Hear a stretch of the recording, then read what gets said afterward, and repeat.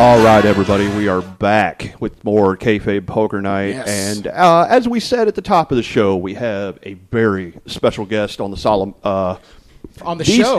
On the show, we have from the Stitcher Award nominated podcast, the Solomonster Sound Off, one of the best butcherings I've ever heard. The Solomonster is here with us. Yes. How you doing, man? I'm doing great. How are you guys doing? Doing great. Thank you so much for being part of the show today. My pleasure. Matt and I and Joel, too. Joel Badakov is joining us now. Yes. Yeah, I just got back. Thanks for waiting for me, guys. Yeah. Oh, that's no problem. Yeah.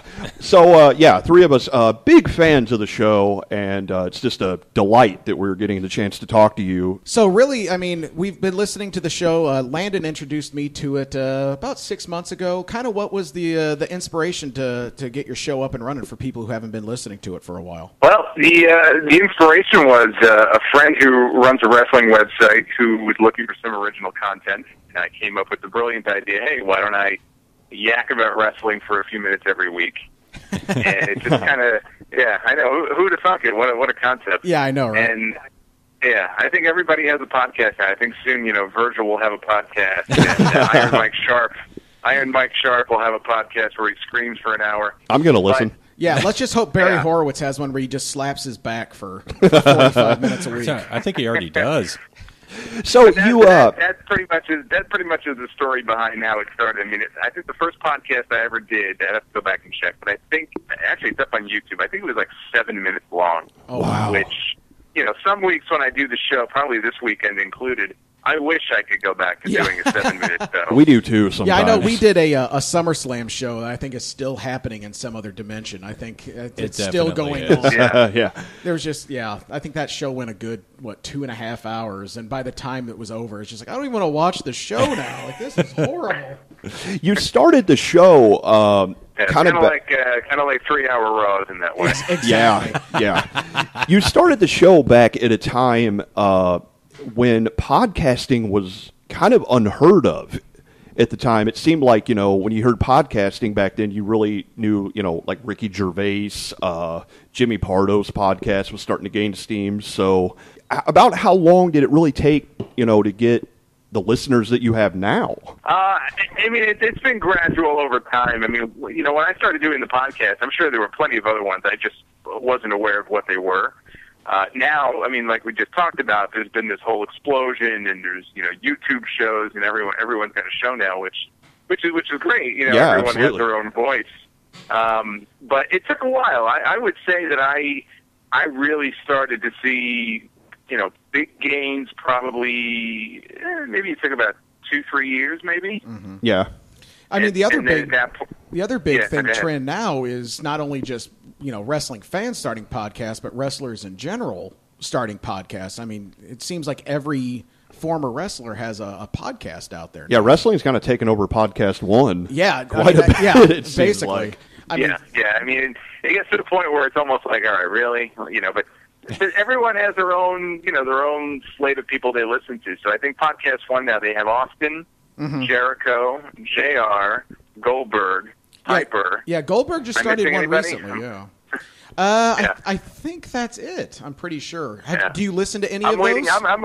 I'm waiting for the Undertaker to start podcasting myself. Yeah, that would be entertaining. Now, as long as it would be Big Evil. I would listen to his podcast. I don't think I would listen to Big Evil Radio. There's the name for it right there. Big Evil Radio. I don't think I would listen to Grey Gloved Undertaker podcast. I don't think I would listen to that. It'd be a lot of eye rolling and. And I'm 100% sure that an Undertaker podcast would be completely about stuff not pro wrestling. Yeah. I'm convinced of It'd that. be about the removal of a Sarah tattoo on his neck. I think that would be 2 or 3 episodes. Yeah. Just the painful that neck would be, removal. hey, if he had listener questions, that would be my first question. Like, dude, what were you thinking getting a tattoo lasered on your Adam's apple? Did he have that removed, or did he have it covered up? I don't know, but that shit had to hurt. What happened was, and I could tell, I remember this too, because he would show up on TV every week, and every week it would fade a little bit more and a little bit more. Just like their love. I mean, just like I their guess love. So, love fades, and I guess literally with him. But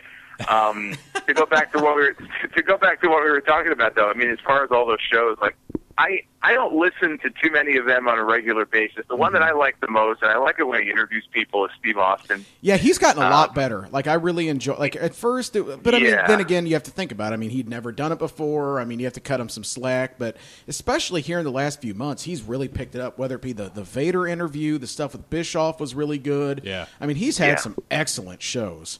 Yeah, but I think what makes it unique with him, I mean, he's legitimately one of the biggest stars in the history of wrestling. Exactly. Yeah. And, here he is. I think he just did an interview with Aldo Montoya the other day. I mean, what universe am I living in where Stone Cold Steve Austin is interviewing the guy who used to wear a jockstrap on his head? He needs to talk to Max Moon is what he needs to talk to.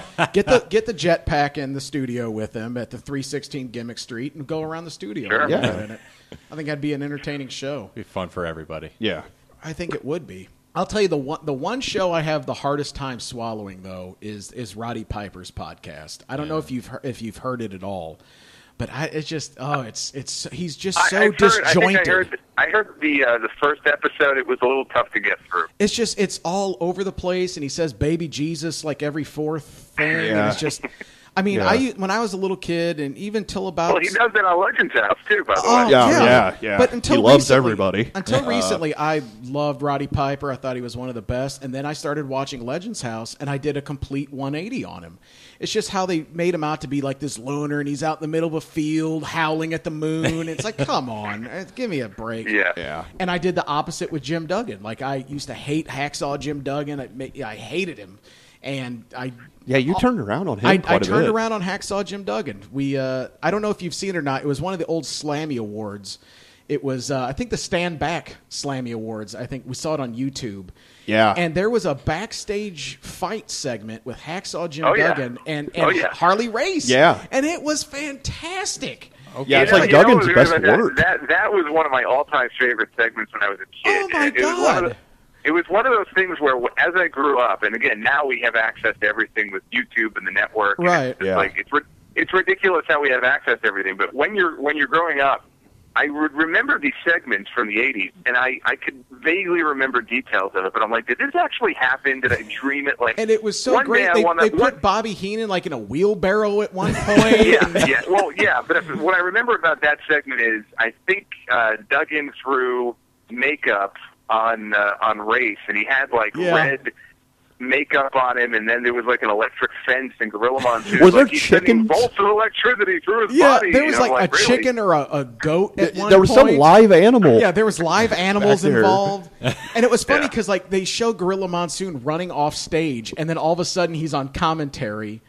Yeah. And then there's like a first-person view at one point. Yeah. Oh, it's amazing. But ever since then, it's like, Hacksaw ain't that bad. That needs to be on the network. I'm ashamed I haven't seen that. You have to find it on YouTube. It's it might still be out there. Yeah. But yeah, that's pretty funny stuff. Did you see the season finale of Legends House? I did, actually, and I got to tell you, it was the best episode I thought of the entire series. Yes. Now, more importantly, did Mean Gene make you cry? Well, yeah. I mean, look. I mean, everything. I mean, Duggan's story. Yeah. Was, right, but I mean, that was kind of the thing that Duggan's was a little tough. The internet blew up like, "Oh, Mean Gene made me cry," and everyone's talking about how Mean Gene made him cry. It was some touching stuff. Yeah, Mean Gene was. Yeah, that was like sad enough, but then well, you know what it was though, thing. because I watched this series from the first episode, and there have been some good ones, there have been some bad ones, and I've been watching Mean Gene since I was a kid. When he would interview Hogan and everybody else, and Stein fell at SummerSlam and he dropped the F-bomb and all that stuff. That was the best. Yeah. And the thing that gets you is that I've never seen the guy cry before. Yeah, that was really weird. Yeah, so here's a candid moment where for the first time ever I'm seeing this guy in tears. It's like Jimmy Hart. When Jimmy Hart revealed that his daughter died, I think, this show was taped 2 years ago, so I guess it would go back a little ways. But, it gets to you. And then when they did the Pat Patterson thing, I was dreading it just because it's like, all right, these guys are going to have to pretend it's a big surprise. Yeah, that was the thing that kind of bothered me.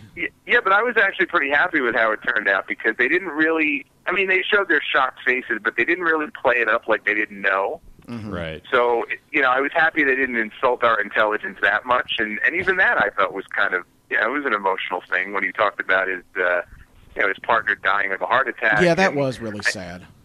Yeah. I gotta ask you like that though, and I really like that episode a lot. I gotta ask you because we were discussing it while we were watching the finale. What is Ashley's background? We weren't really sure where she came from. It's funny. It's funny you mentioned that. I was wondering the same thing, and I'm sure as many red-blooded males did probably after episode 2.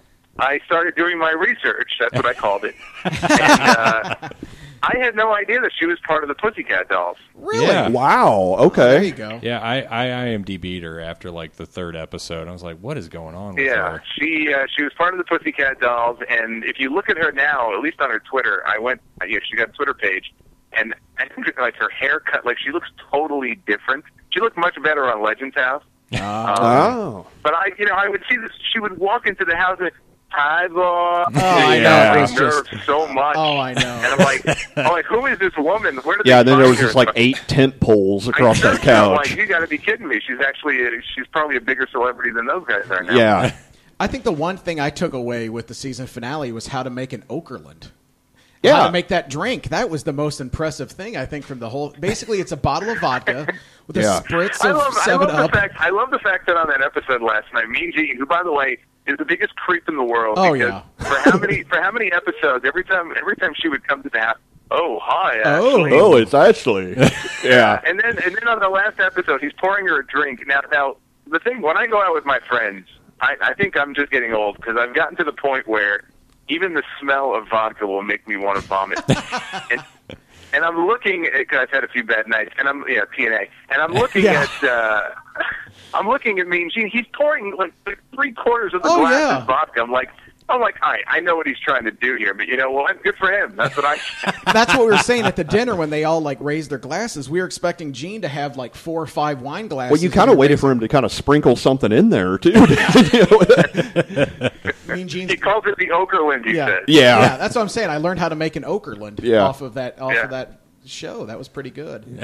And I think you need that much, like you mentioned, like to watch TNA. I think you need that much liquor to get through that. More. Yeah. Well, I know we have a thread on my group page. I usually don't partake, but there's somebody, I think Luke, his name is, on our Facebook group page, who every Thursday will start it's like the TNA drunk thread, and they drink or they pretend to drink.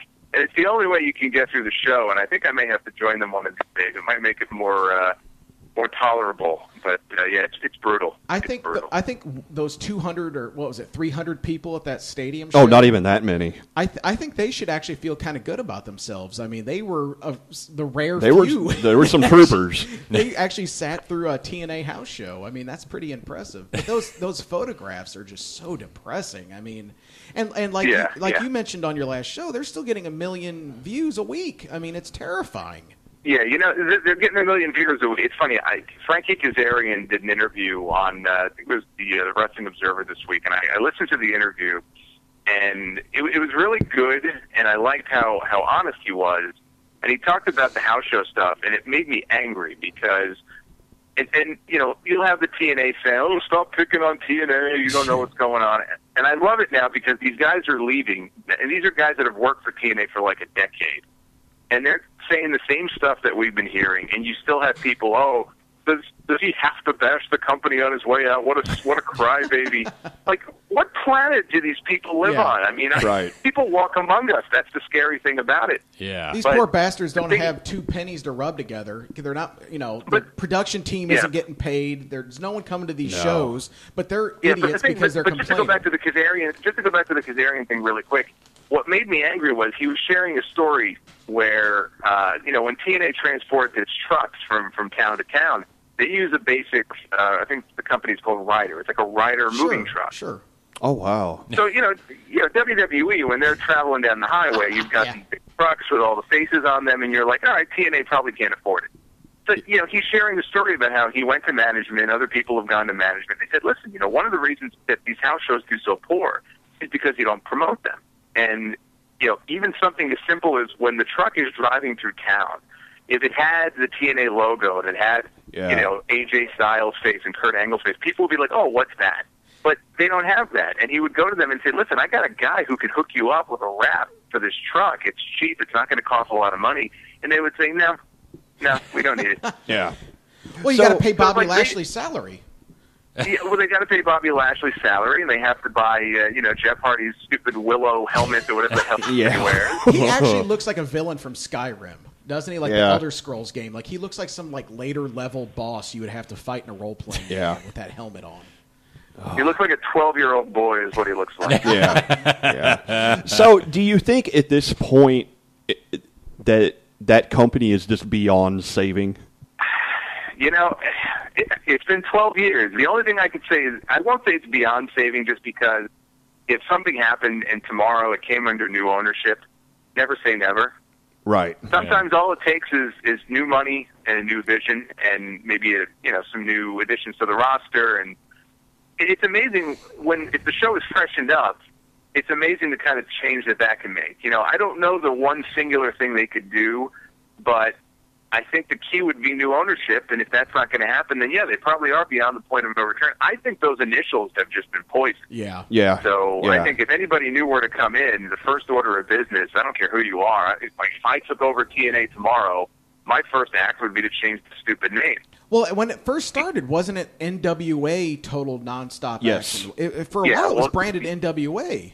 Yeah, they had an affiliation with the NWA that went, I think, for a few years, and so it was NWA TNA. Back when it was on Fox Sports. Yeah, it was on Fox Sports, and they had the old NWA belt, if you remember. Yeah. And then I don't know what happened, but they dropped probably because the NWA is like, we don't want to be affiliated with this crap. You're right. I remember that's going back. But think about how long they've been around for. People reminisce about ECW. Even ECW, the original, wasn't around as long as TNA has been. Yeah. No. Wow, I didn't think of it that way. Yeah, that is crazy. But I guarantee you, 12 years from now, people aren't going to be talking about TNA the way they talk about ECW. No. Remember that awesome 6 Sides of Steel match with the Dudleys where they made the electrocution sound? That was the best, man. That was awesome. I'll just go watch Chamber of Horrors. Yeah, and that was here in St. Louis is the terrifying part.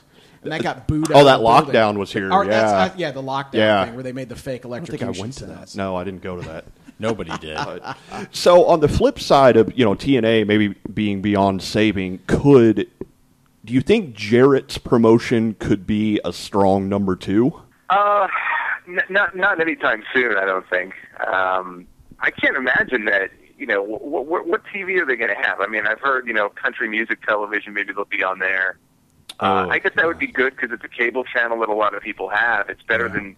I like Ring of Honor, but it's better than even what Ring of Honor has now. Ring of Honor doesn't have a cable home. They have syndicated shows that, for example, I live in New York City. You would think the biggest media market in the country. We don't even get ROH where we are. Oh wow! So I think, I think the closest may be in Albany, like upstate, 3 hours away. So I think for Jarrett, whatever he's doing, I know he's been real secretive. He's been all tight-lipped about it, but he's got to get good TV. If he can get good TV, there's a lot of guys out there, and WWE just cut a whole bunch of them. I think he could probably make a dent. I think he's got a shot, although I would put Ring of Honor above TNA at this point. Yes. So, at this point, obviously, it's not going to be another Monday Night War. WWE's number, obviously going to stay. No, there never will be. So it's really a fight for number 2 at this point, and we could even get something equivalent to the Monday Night War just for the number 2 slot between Ring of Honor, TNA, and possibly Jarrett's organization. I would call it a skirmish. Not a war. Definitely not a. It's like Grenada. It'll be over in a day or two. Yeah. But I think the TNA can be saved with 4 words: JTG and Brodus Clay. I think I think that's the saving grace of TNA. I think. Yeah. That's going to happen too. That's the sad part. That's going to be pathetic when you start seeing like Vicky Guerrero. I don't think Vicky Guerrero will show up down at TNA. Do you? No. Oh, they've already got one annoying female authority figure in that company. So now, did any of the cuts surprise you? Because there was quite a few of them. Did any of them actually catch you off guard? The Drew McIntyre one kind of did. I think McIntyre and Mahal caught me by surprise just because 3MB's been so prominently featured lately. Poor Hornswoggle had his head shaved for no reason. So that one kind of caught me off. And McIntyre is the one, I'll talk about that on my show this weekend, but McIntyre is the one that really kind of bothers me. It wasn't shocking in that they've done something with him lately. He's been wasted for years. But the guy had a lot of potential. in only the last like 6 months or so, I watched matches of his back when he was in developmental with Sheamus, back when it was still FCW. Mm-hmm. Yeah. And it was a weird thing because Sheamus was the heel and McIntyre was the babyface champion, and they had some kick-ass matches. So I'm watching this and I'm thinking, like, what happened? Yeah, even when they brought him in, he was the heel, but Vince McMahon's on TV proclaiming him the chosen one, I think it was. Oh, that's right. Yeah, that was forever. It was kind of too much too soon. Yeah. Yeah, they won't just have Vince McMahon at that time go on TV and endorse anybody, and then he won the Intercontinental title. He kind of had that look, right? He looked like a young Triple H in a way. That's right. So, yeah. I know there was stuff with him and his ex-wife that happened, and he kind of got in trouble, but that was years ago. I don't know what the heck happened with this guy, but it's just a complete waste of talent, in my opinion. Which is, you could say that about, a lot of different talent within the company. Yes. Which basically goes without saying. The one that maybe surprised me the least was probably Evan Bourne, and that's another waste of talent because St. Louis's own. Good. Yeah, St. Louis's own. I think Evan a lot of Bourne. people probably forgot that he was even under contract. They're like, "Oh, Evan Bourne, I thought he was gone." Oh, they're going to bring back Air Boom. Just hang in there. Air Boom will come back. Yeah, no. Air weed or something like that. But I think the thing but here's the thing. People will make fun of TNA because TNA may well pick up some of these guys, and rightfully so. They get made fun of because they've done that a million times before, and they take these mid-card guys and they make them main eventers.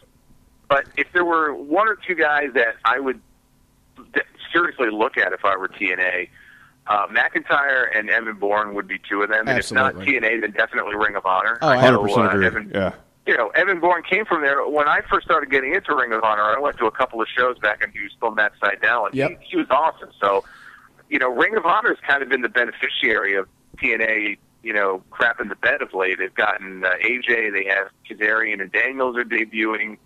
So, this could be good for Ring of Honor. Yeah, they're getting Ring of Honor is kind of getting a roster back to kind of where they were a few years ago when they had like Nigel and Danielson and Steen and Generic. But over time, it's starting to stack back up. More TNA cuts and WWE cuts.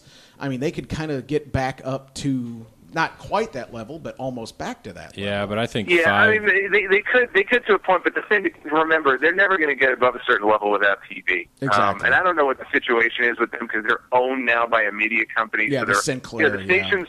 Yeah, the stations they're on are the Sinclair stations. So I don't know how that works. If let's say they wanted to, let's just say hypothetically that Spike kicks TNA to the curb, which I don't think they will.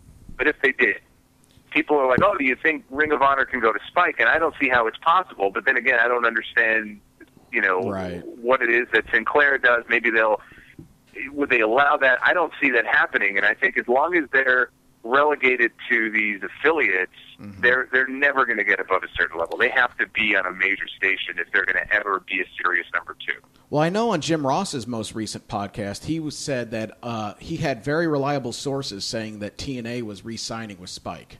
So I don't know how reliable Jim Ross's sources are, but he said it was a death thing. I don't know about that. He might know, I'm sure, better than we would if he's got sources in the TV industry or whatever. I pretty much figure that they're staying on Spike. I don't know how long of a deal it will be for, if it's a year or whatever. Because like you said before, I don't know how they do it, but they still have a million people who tune in to watch that show every week. It is absolutely mind-boggling. It is. It's mind-boggling. It's almost like... I don't know how many of you guys watch the show Archer. If any of you do. I love Archer. Sure. Okay, well, I'm behind on it, so I just finished the first 4 seasons. I'm about to start Archer Vice, which I'm very excited about. And one of the themes in a lot of the episodes, guys get killed or whatever, and then they turn into cyborgs. So my theory is that TNA has an army of cyborgs that have been programmed, no matter what, to watch TNA every single week. I think so. It's the only explanation I can come up with as to how they get that. It must be. So, as bad as TNA has gotten, WWE has almost turned the corner as far as the in-ring product. Some of the storylines are absolutely, ridiculous. But, just as far as some of the in-ring stuff, especially with NXT and things like that, do you think that we're on the verge of almost another golden age of wrestling like we were back in the late 90s? No. I don't think so. You don't think so? No, I don't. It's a weird thing because, how do you compare the two? Do I think that they're going to go back to doing 5s and 6s and they're going to have all these casual fans that start coming to the shows?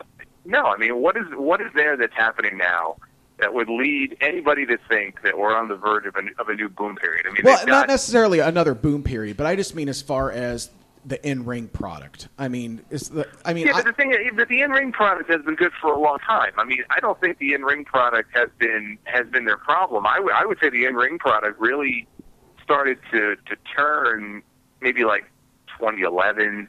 Sure. So they've had some really good guys and really great matches over the last couple of years. The Shield has a lot to do with that. Bryan has a lot to do with that.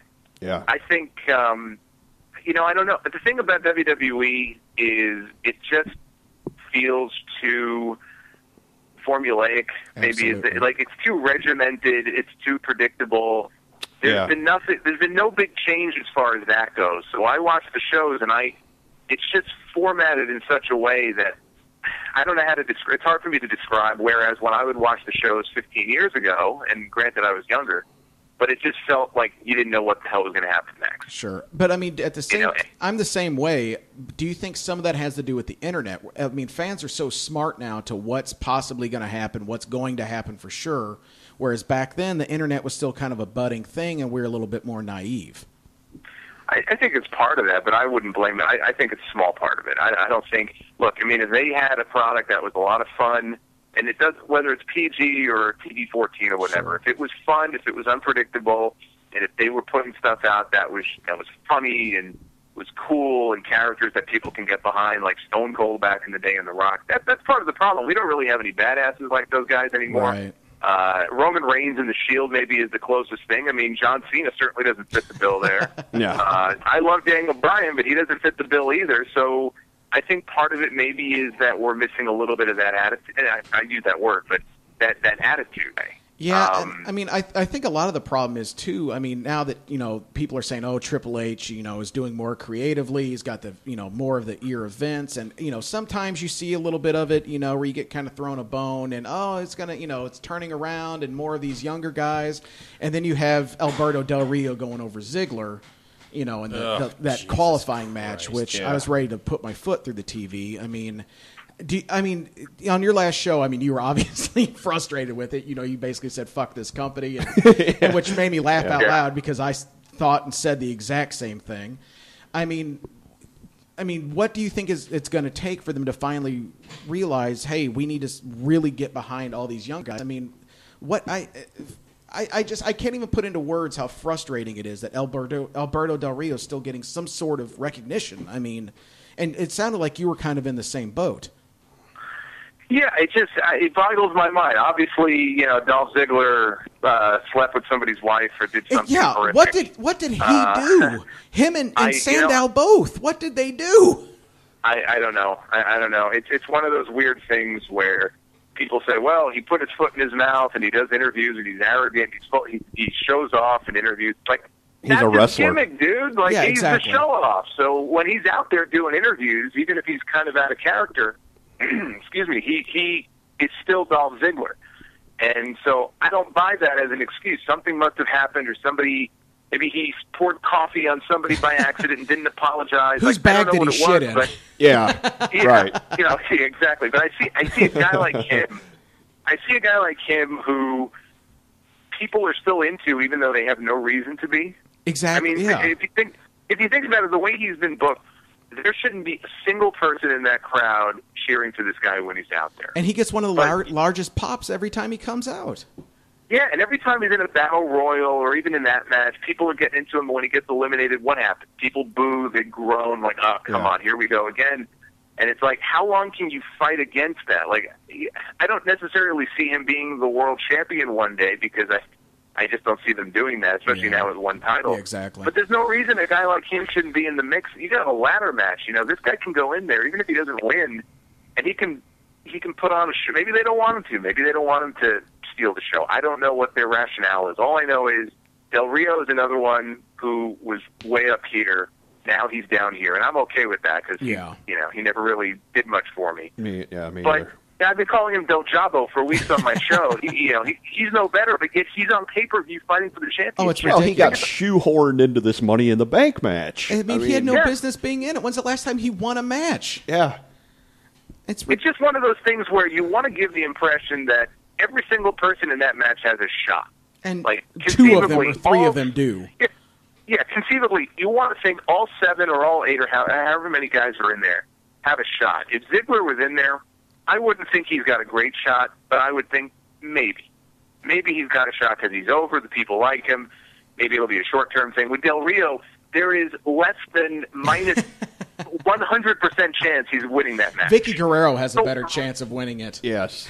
I have a better chance of winning that match, of hopping the barricade and winning that match. So it's like, why bother? It weakens the match. Yeah. So do you think, I mean, the big rumor is they're going to do the, obviously the title match. Do you think that, and the other thing is, are they going to do a traditional Money in the Bank match with the briefcase? Do you think they're going to go down that road with it?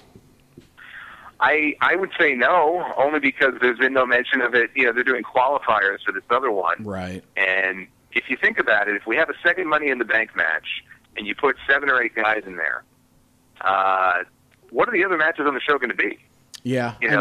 Let's assume they keep the Shield guys out so they can have their own kind of match. But that's how maybe you plug in Ziggler, you plug in, Cody Rhodes, you plug in, Sandow. I mean, you kind of get your mid card. No. But what I mean is, if you put all those guys in another big match like that, like, right? What's the rest of the card look like? Yeah. Especially now they cut a third of the roster. Yeah. Exactly.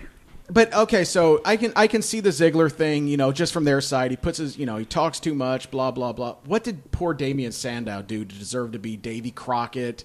To be out there like Will Ferrell in Old School with the ribbon dancing, like what the hell happened? Like that really upsets me.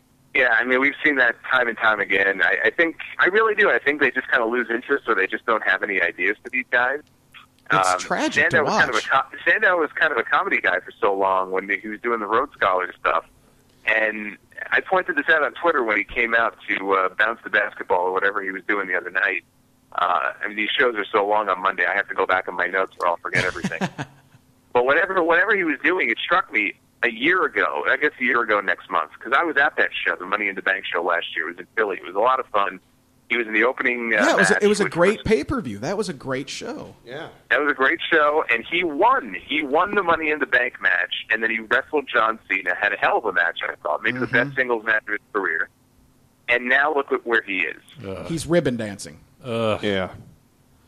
But it makes you think, though. Like, I am not the biggest fan of the John Cena character.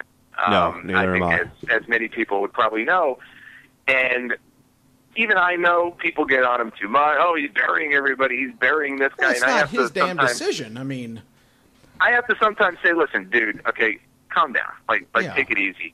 But when you really look at it, when you look at some of these like younger guys or mid-card guys that he works with, he worked with Ziggler, right, in that ladder match a couple of years ago. Mm-hmm. I was at that show too, actually, and I mean that was awesome. The crowd went crazy. Ziggler won. You're thinking to yourself, all right, they made a star. In one night, they made a star, and it didn't take long where Ziggler is now. Yeah. Okay, so that's Exhibit A. You look at Sandow, same thing. Had a great match with Cena. I thought Cena put him over. He didn't put him over, but made him look good, and look at where he is now.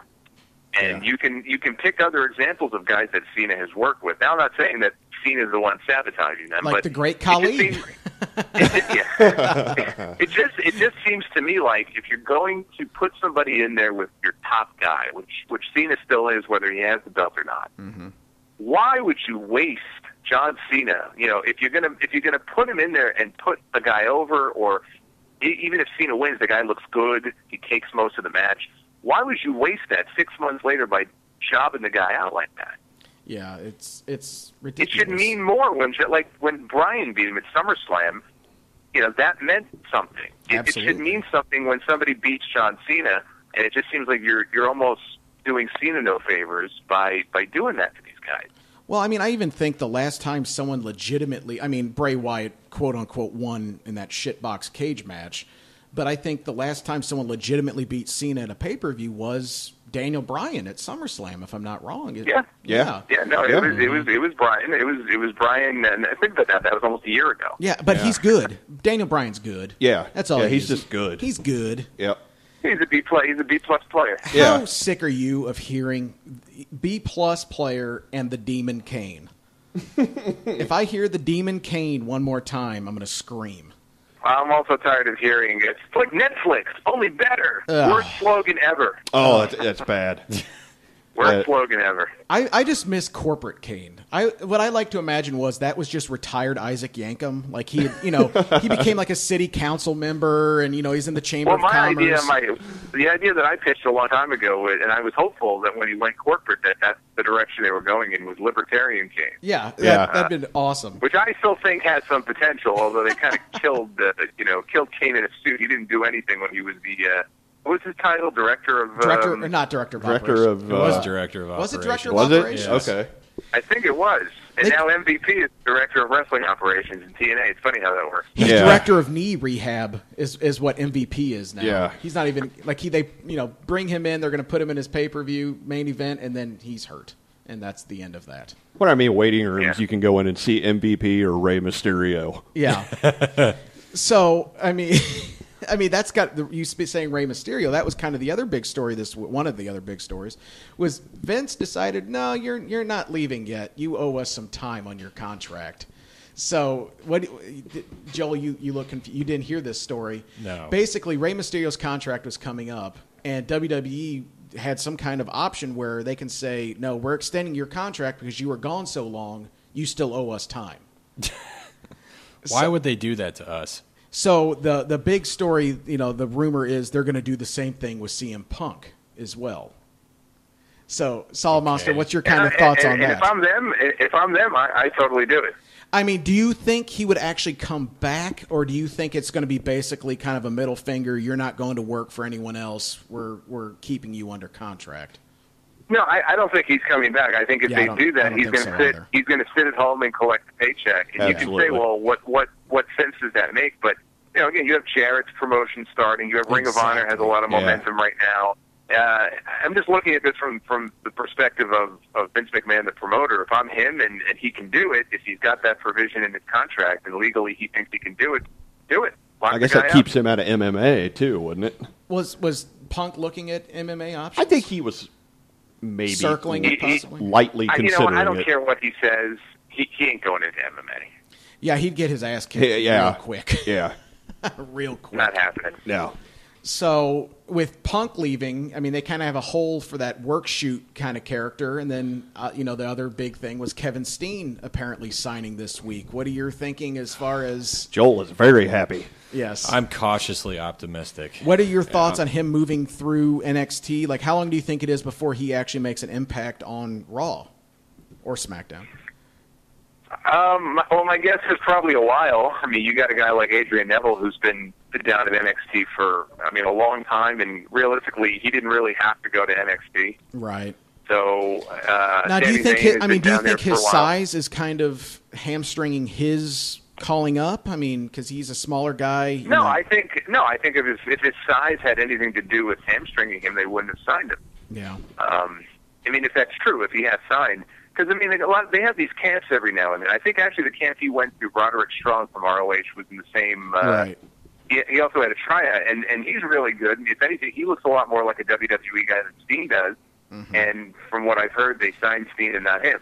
So, obviously, they saw something in Steen, maybe Sami Zayn, I don't know, putting a good word for him. I'm excited at the idea that we might possibly have Sami Zayn, Kevin Steen matches at NXT. Absolutely. My God. All day long. And then you add Kenta and Prince Devitt on top of all that. Yes. NXT is becoming like the best indie promotion in the United States. I mean, they're finally, starting to bring in all these top-notch indie guys. I mean, they're finally getting their heads out of their asses and starting to realize, we don't need ex-football players and models. Like, we might actually want wrestlers on our wrestling show. That's crazy. Well, they still do that, football players. I mean, look no further than Mojo Rawley. But I'd rather not. Yeah. Well, somewhere right now in the world, he's hyped. Oh, he is. He's very hyped. Yeah, he's had a couple of Okerlunds. That's why he's so hyped. I hope he chases. For my money, though, the highlight, just as far as NXT goes, and I know he's on the main roster now, but Bo Dallas. Oh my God! On this past week, phenomenal. It was straight Mountie SummerSlam '91. Him getting dragged out of that arena. Yeah. He has really risen to, if he's not my favorite, because I do have other favorites, but he's way up there. I mean, he's almost like replace Stone Cold as far as arrive, Bo, leave. Like, that's Bo Dallas to me. He's awesome. And, I mean, they go overboard with the comedy sometimes, but what they did on NXT this week and what they've been doing fantastic. with him is comedy in wrestling done the right way. Yeah. And he doesn't have a green sock on his arm, and he's actually funny. Who would have thought? Isn't that he doesn't come out dressed like a neon crayon. Exactly. He doesn't do any of that stuff. He doesn't salute the crowd and have cheesy. Well, his lines are cheesy, but they're cheesy in a funny way because that's the whole point of the character. Yeah, absolutely. And just like I said, that's all I thought about. I don't see him being a world champion doing that character. At some point, he'll have to evolve to something more serious. But for now, it's awesome. That's all we thought about, like when we were watching that NXT when he was getting dragged out, was Mountie in SummerSlam '91 in that jailhouse match with the Boss Man when the cops are dragging him out. Yeah. But Bo Dallas screaming that he wanted a sip of water. That guy touched my bum. He's going to call the real police. That was a good line. Just that whole segment was fantastic. But I mean, if you really think about it, how much of this do you think Triple H had to do with, now that he's kind of doing a little bit more? I mean, you look at, he kind of, NXT, the way it is now, is kind of his brainchild. They're attributing it to him. I mean, he's bringing in a lot of these older, he brought back Bruno into the fold. He brought Warrior back. There's rumor, Sting's coming in. I mean, how much of this do you think we can attribute to him versus McMahon's vision?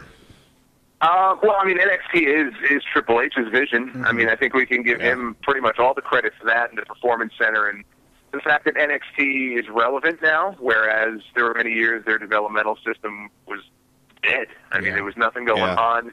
They weren't pumping out stars like they were earlier in the decade, like Shelton Benjamin and Brock. Poor Shelton. I miss Shelton. Poor Shelton Benjamin. I give him a lot of credit for that. I love what he's done with NXT. I hope that keeps up. As far as how involved he is, I mean, I have no idea. Like, a guy like Bo Dallas, whose idea was it for him to tweak his gimmick and find, like what he's doing now? Maybe it was his, Bo Dallas himself. Maybe it was somebody else down at NXT. Creatively, I don't know how much input he has, but I have to say, his signing of talent, if you go back to the first two big signings that they gave him public credit for, and one of them actually he didn't deserve credit for because they were bringing him in anyway, and they kind of gave him credit for it, was Sin Cara. Yeah, that's the one I was laughing at. Yeah, it was a while back, but it was Sin Cara and Karma were the first two signings that they gave him credit for. And I know both of them were a bust, but I like that because Sin Cara was a guy they brought in from Mexico, who was a big star. He was like the John Cena of Mexico, which is unbelievable for me to think of, given how badly he crashed and burned in WWE. But he was a big international star, and they brought him in at a time when they really weren't doing that. It was almost like, if you were a big star somewhere else, we're not going to sign you. We don't want guys like you.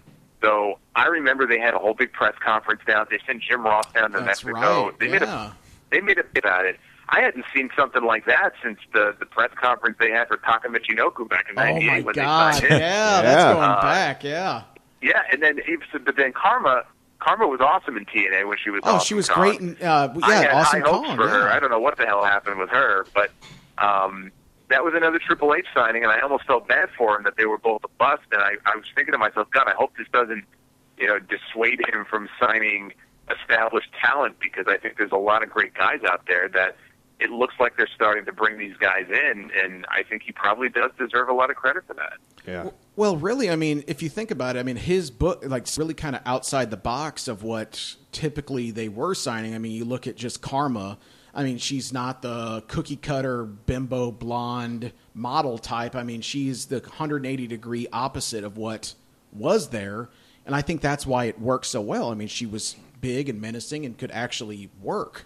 And then same with, Sin Cara, you wouldn't normally bring in Mexican talent like that in WWE.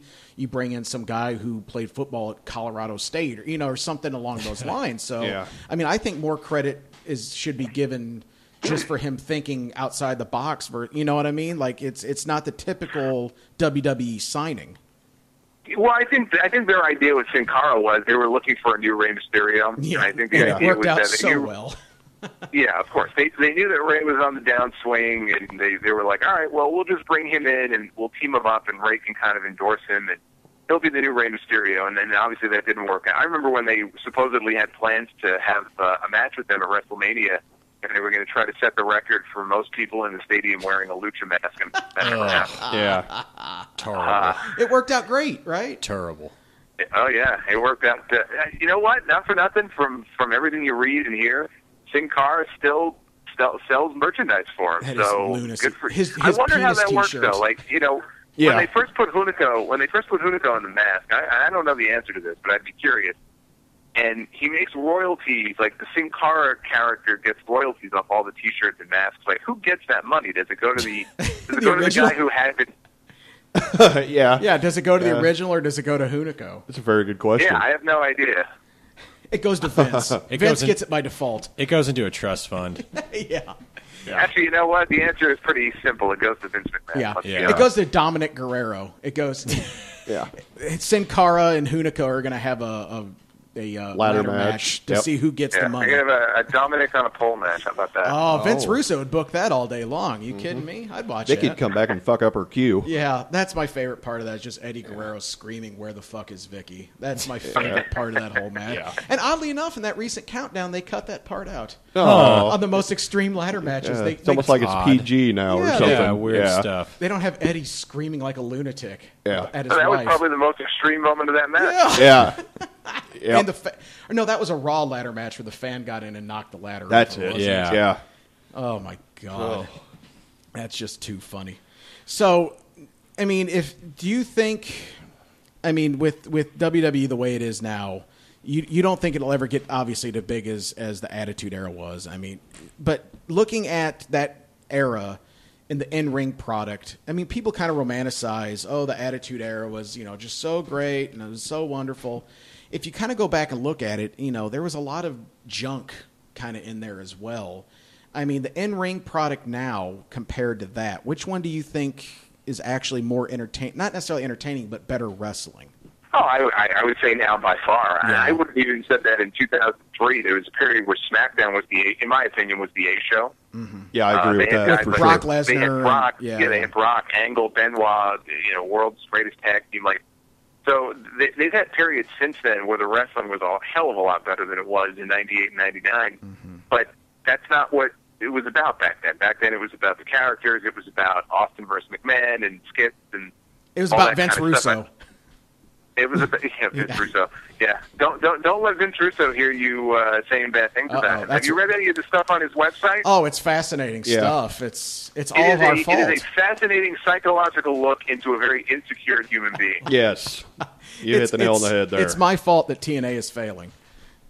Oh yeah. It was never an issue of creative. It was always some issue why this didn't work and that didn't work, and space aliens came down and stole my socks, and whatever the excuse was. It's fascinating for me to see him because he talks, I'm a Christian now and I don't want to speak bad about people. And, oh sure. Sure. All this stuff, and yet it's comical how he lets people on Twitter get to him, even though he says I'm not going to let them get to me.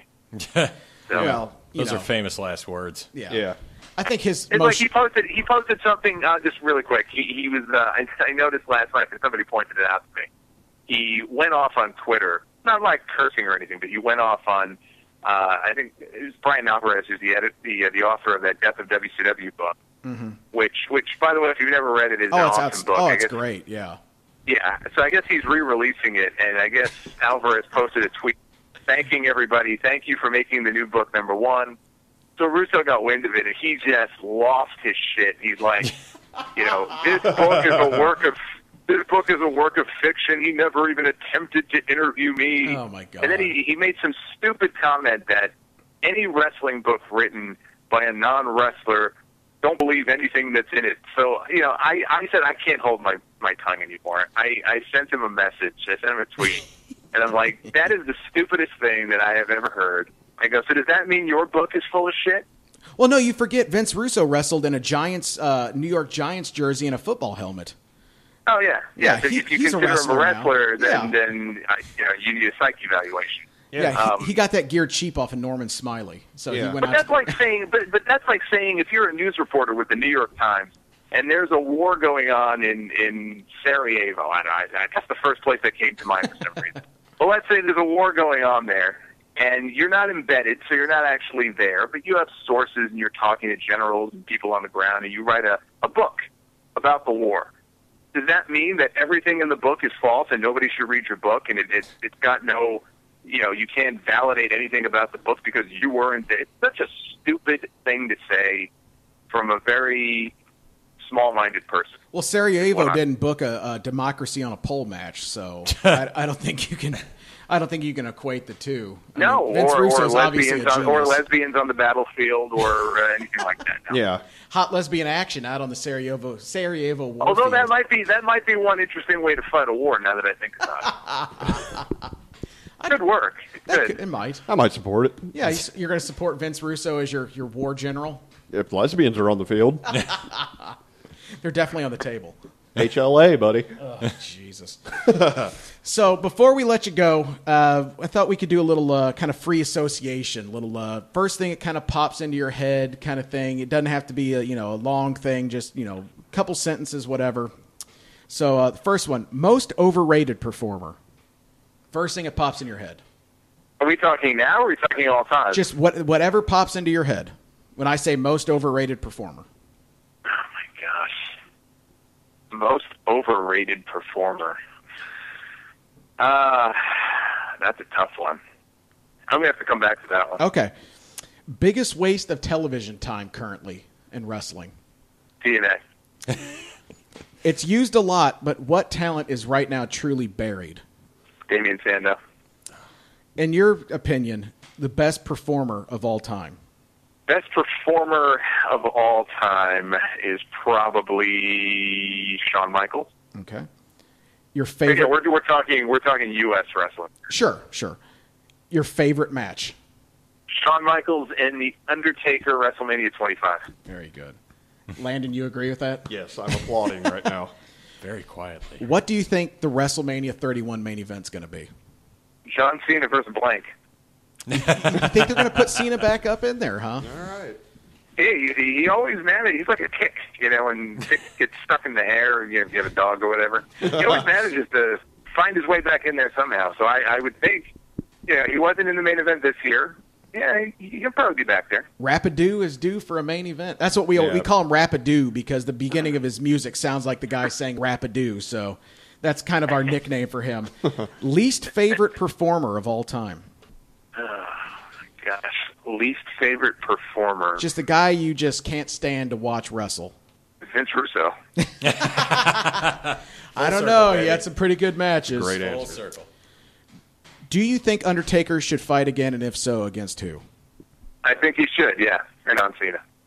That would be, because that was kind of the thing they're saying, WrestleMania is going to be in Texas in a couple of years at Dallas, or is it the Cowboy 32 Stadium? is in Dallas. Yeah. They're saying, it'll be 100,000 people, just like there was 90,000 at the Silverdome. But I mean, it lost a little bit. It lost a little bit of luster now that the streak is over. Mm-hmm. It would have meant more if the streak was still intact. Actually, let me throw in just one question on that topic, because I've always wanted to know this. When The Undertaker goes into the Hall of Fame, should he be the only inductee that year? No.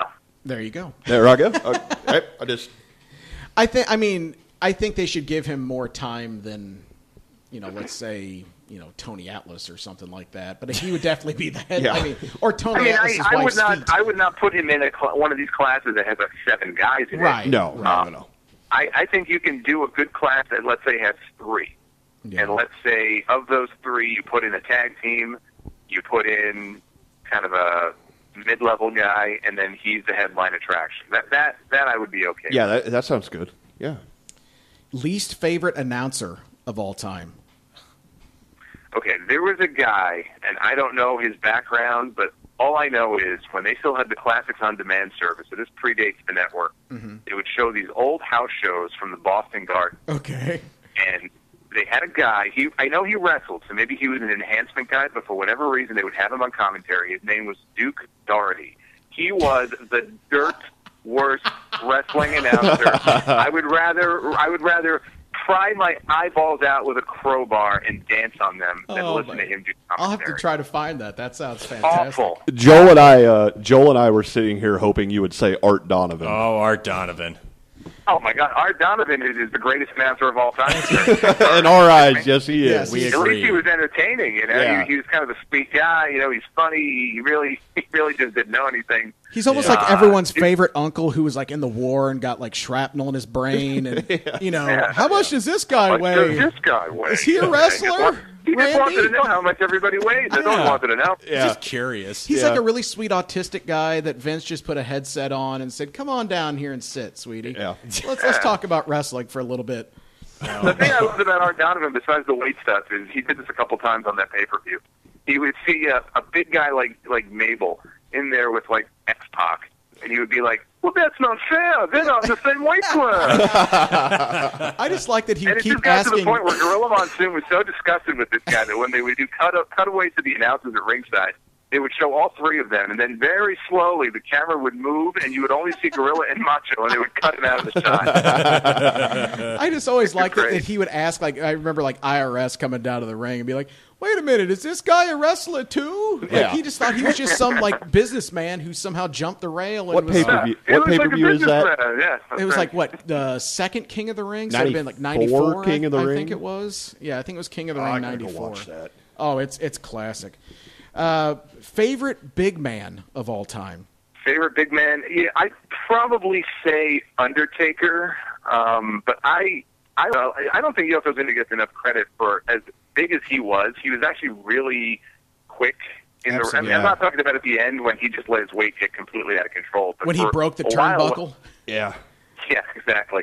But when he first came in, and even his first like 2 years or whatever, he was really, really good for a guy that big. I thought. My favorite Yokozuna thing ever, and I'll make this real quick. It was when he won the Royal Rumble, and we talk about this all the time. So he wins the Royal Rumble. The Japanese music's playing. Mr. Fuji's waving the flag. It's, Japan wins. Yokozuna looks dead down the camera and says, "Samoa forever." And they're trying to make him out to be this Japanese villain, and he says Samoa forever. Hey, to this day, when he won that Royal Rumble, if you remember, somebody handed him like a white envelope, and that's right, To this day, yeah. I'm wondering what was in that envelope. It's kind of like the briefcase from Pulp Fiction. You're never supposed to know. Yeah. I see. Maybe he just said Samoa forever because those are his favorite Girl Scout cookies. Yeah, maybe that's what it was. I think that's what it was. Fuji's feeding him and Cornette were feeding him boxes of Samoas. Yep. Okay, last one here. What happens first? Macho Man in the Hall of Fame or Sting headlines a pay-per-view for WWE? I would say Sting headlining a pay-per-view for WWE. Wow, really? Yeah, I only say that because I figure they're having a DVD for him. He's going to probably the next game I think is coming out in October. Mm-hmm. So my guess would be if he's coming in, it's going to be sometime in the fall, and if they want to do a match with him, and maybe they wait until WrestleMania, maybe. But if you know what though, if he's at WrestleMania though, he's not going to be headlining. So Right. Well, that was the other you know- kind of thing, too. They're saying that apparently they're getting ready to do a Macho Man documentary finally. There was a Yes, Reds they're announcer. actually. And you know what? I tell you what. One interesting thing about that I was surprised by. I don't know if this is 100% verified, but I saw it on a wrestling site, so it must be true. Oh, absolutely. That the DVD they're working on, which they're finally giving him a documentary, which is long it's overdue. pathetic. And it looks like they're going pretty in depth on it because they've interviewed, I think the lead announcer, maybe for the St. Louis Cardinals. Said No, that it was. he I think it was the interviewed- Cincinnati Reds. I think it was Neil maybe the Reds, Brenneman because of he the played- Cincinnati Reds. Tom Yeah, cause, Tom yes, Brenneman, right, that's thank right, you. because he played minor league baseball. Right. But from what I understand, they're going to on the DVD address the Savage Stephanie McMahon rumors. Yeah, that's going to be very interesting. So, I mean, Yeah, I yeah. think if they're finally going to do something like that, I mean, maybe it looks like they're finally going to bury the hatchet and maybe put him into the Hall of Fame next year. I mean, it's not out of the realm of possibility. I mean, it's something that's ridiculously long it could overdue. happen. It could happen, although I would think they would probably have to put the whole family in if that was supposedly his wish. I think you they have. don't have to. I think you have Damian Sandow put in Genius if you're going to have him separately because he's basically Genius 2.0. At least he was. I think that would make sense. I still think Macho Man and Elizabeth should go in the same Absolutely. year. I still haven't forgiven Lex Luger for what he did. Me and Macho Man were in the same boat for that.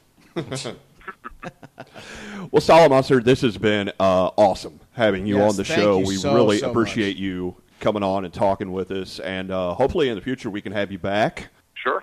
Sure. No, it was fun. I appreciate the time. Awesome. Thank you so much, sir. Well, best of luck with your show. We will be listening, and we'll talk to you soon. All right, sounds good, guys. Thanks a lot. All right. Thank you so much. Bye-bye. That was great. Thank you again to Solomonster for calling in. That was fantastic. Awesome talking to him. Yeah, you can check out his show on iTunes. It is Solomonster Sounds Off.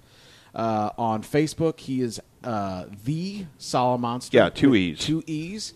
On Twitter, he's at Solomonster. At Solomonster. I say "the" implies that it's your Solomonster. He's everyone's Solomonster. He is.